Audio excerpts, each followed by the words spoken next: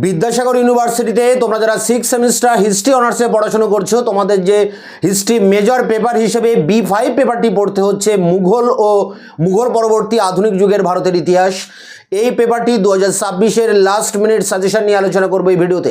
এখানে সাজেশনের পাস এবং 10 নম্বরের সমস্ত প্রশ্নের উত্তর আমি চ্যানেলে আপলোড করে দিয়েছি।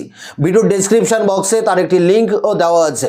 এছাড়া তোমরা ইউটিউবে প্রশ্নগুলো বাংলায় লিখে যদি সার্চ করো তাহলেই আমার দেওয়া অ্যান্সার তোমরা পেয়ে যাবে।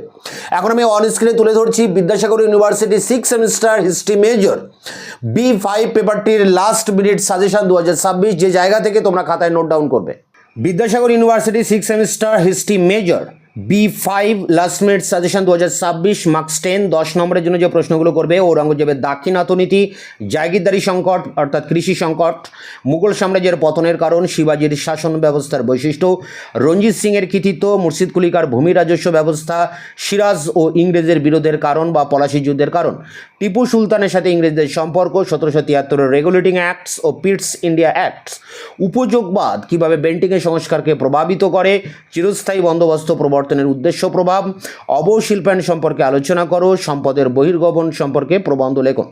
এখানে যে প্রশ্নগুলো রয়েছে প্রতিটা প্রশ্নের উত্তর আমি চ্যানেলে আপলোড করে দিয়েছি, ভিডিওর ডেসক্রিপশন বক্সে তার লিঙ্ক দেওয়া আছে।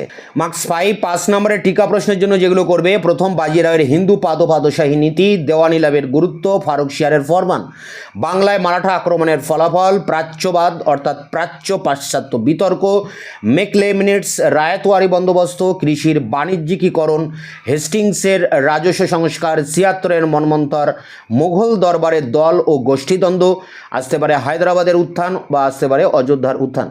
এই সমস্ত প্রশ্নের উত্তর তোমরা পেয়ে যাবে ভিডিওর ডেসক্রিপশন বক্সের লিঙ্ক থেকে। দেখা হচ্ছে অন্য ভিডিওতে।